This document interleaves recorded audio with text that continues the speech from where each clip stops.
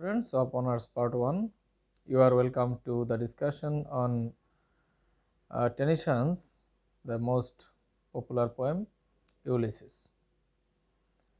Dear students, hopefully you are doing well. I am Siddhartha Shankar, an assistant professor in English in Government Horoganga College, Munshiganj. In my previous class, we have seen that Ulysses was recalling his past life. He was in the battle. He was on the journey for about 20 years, and after staying out of home for about 20 years, he came back to his kingdom called Ithaca. But here he didn't find the interest to rule over, because he thinks that that is the very common affair, and he is a man of unquenchable thirst for knowledge. Therefore, he must go out again in search of knowledge. So, dear students, today I am going to start from the page. It is seen you that you can see on the screen. You can turn over the pages from your book and can follow the lecture. So let's explain this part of this poem. Here you see, forever and forever when I move, how dull it is to pause, to make an end, to rust unburnished, not to shine in use. Yes. Actually in the previous class we have seen that আমরা গত ক্লাসে যেটা দেখেছি যে যখনই whenever he enters through a arch door, he sees another arch. That means the quest of knowledge is never ended. অর্থাৎ জ্ঞানের যে রাজ্য সেটা এত বিস্তারিত এবং অসীম, যখনই জ্ঞানের কোনো দরজা দিয়ে প্রবেশ করা হয়, নতুন আরেকটি দরজা উন্মোচিত হয়, অর্থাৎ জ্ঞান অর্জনের কোনো শেষ নেই। তো সেটাই বলেছেন যে আমি forever and forever when I move, আমি যখনই চিরন্তনভাবে বা যুগের পর যুগ ধরে আমি যখনই চলাফেরা করি, আমি জ্ঞানের নতুন রাজ্যকেই খুঁজে পাই। কেন সে চলাফেরা করে? How dull it is to pause, to make an end, to rust unburnished, not to shine in use. Dear students, here Ulysses has used one metaphor. Sorry, the poet has used one metaphor to describe Ulysses. Ulysses সম্পর্কে বলতে গিয়ে তিনি একটা ম্যাটাফরের আশ্রয় নিয়েছেন, and that is about a sword. আমরা তলোয়ারের কথা বলতে পারি। When we don't use a sword, it becomes useless.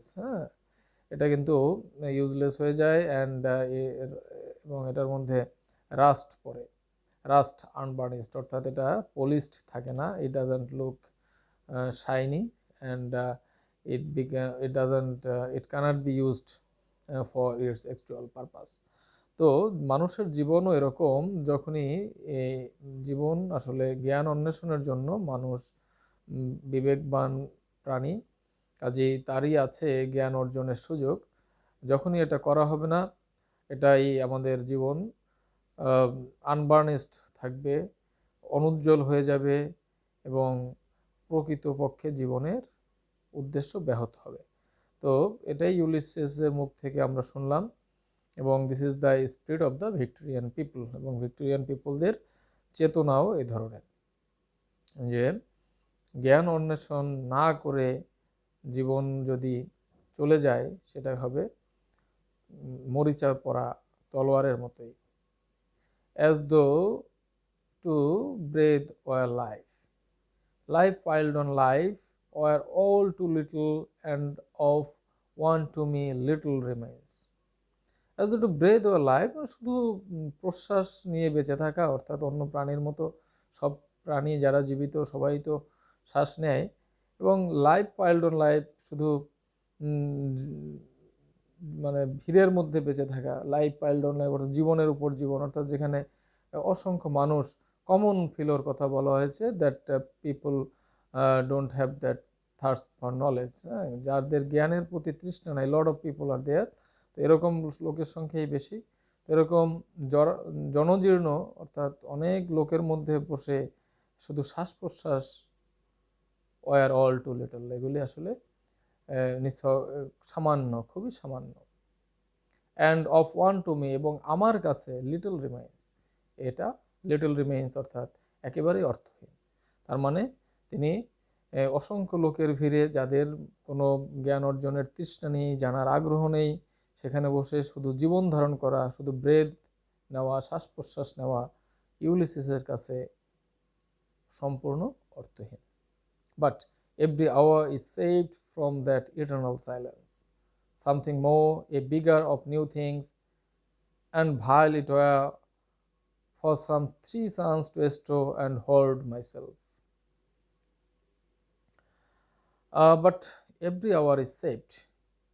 কিন্তু এভাবে, তিনি তো আগেই বললেন যে এভাবে বেঁচে থাকা অর্থহীন, কাজেই কিন্তু করতে হবে কি, প্রত্যেকটা মুহূর্ত, every hour is saved from that eternal silence. Eternal silence means death, অর্থাৎ মৃত্যুর পূর্বে আমরা যে সময়টুকু পাবো, প্রত্যেকটা মুহূর্তকে আমাদের সংরক্ষণ করতে হবে। That means every moment should be used in search of knowledge, জ্ঞানের অন্বেষণে, জানার অন্বেষণে এবং নতুন কিছুর সন্ধানে আমাদের ইটার্নাল সাইলেন্স চূড়ান্ত পরিণতির পূর্বে আমাদেরকে কী করতে হবে, জ্ঞান অর্জন করতে হবে। এভরি আওয়ার ইজ সেভ, প্রত্যেকটা মুহূর্তকে কাজে লাগাতে হবে। এটা ইউলিসিসের নিজের কথা, তিনি নিজে বলছেন। Something more, a bringer of new things, এবং নতুন কিছু, সামথিং মোর অর্থাৎ নতুন কিছু নিয়ে আমাদের অধিক সম্ভাবনাময় কিছু ভাবতে হবে। A bringer of new things, নতুন কিছু জানা, নতুন কিছু বোঝা। And while it for some 3 suns to store and hoard myself. For some 3 suns means the 3 that revolution of the solar system, that sun, সূর্যের 3 বার পরিক্রমা, এটা হলো 3 বছর, it indicates 3 years. The poet thinks that the Ulysses thinks that he can live on this earth for 3 years or something more like this, because he is old at this moment, at this point of age. সে এই জীবনের এই অবস্থায় এসে সে কিন্তু বৃদ্ধ, কাজেই এটা তার কি করতে হবে, এখন তাকে জীবনের বাকিটা সময় জ্ঞান অর্জনের জন্য তাকে চেষ্টা চালাতে হবে।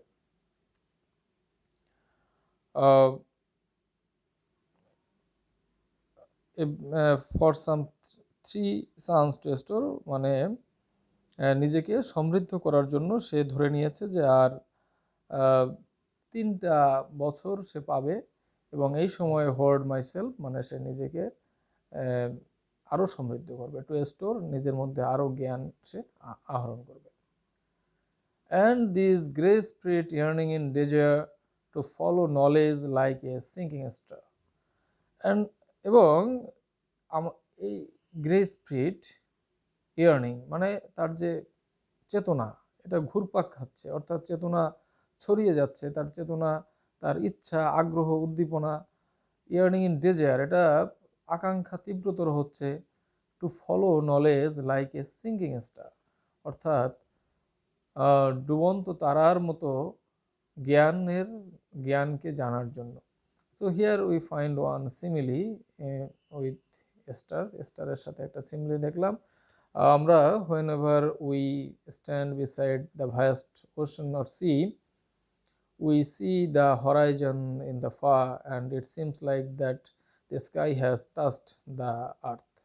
But in as you know that according to the geography, sky never touched the earth. আমরা যে বুঝতে পারি যে এটা আসলে স্কাই কিন্তু আর্থকে টাচ করেনি, কিন্তু মনে হয় যেন স্কাই আর্থকে টাচ করেছে। তো এভাবে আমরা যতই হরাইজনের দিকে অগ্রসর হব, এই বিষয়টা কিন্তু ততটাই আমাদের নজরে পড়তেই থাকবে যে যেন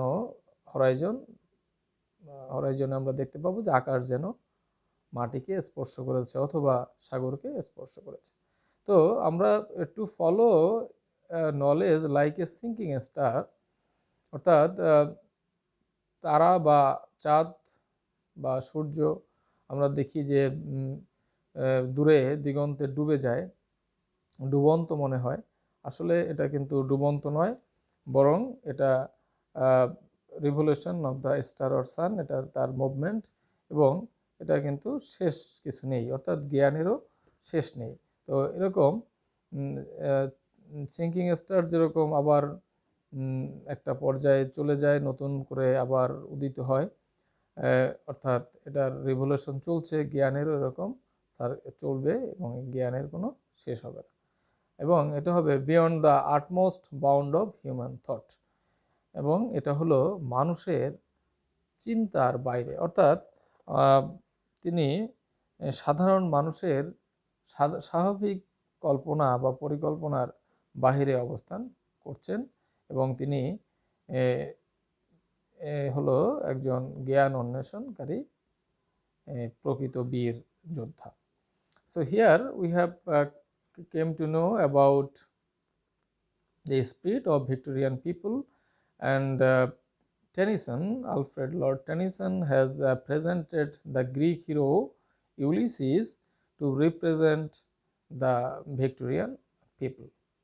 So dear students, I think you have understood this portion of this poem, and I will describe the later portion of this poem in my later classes.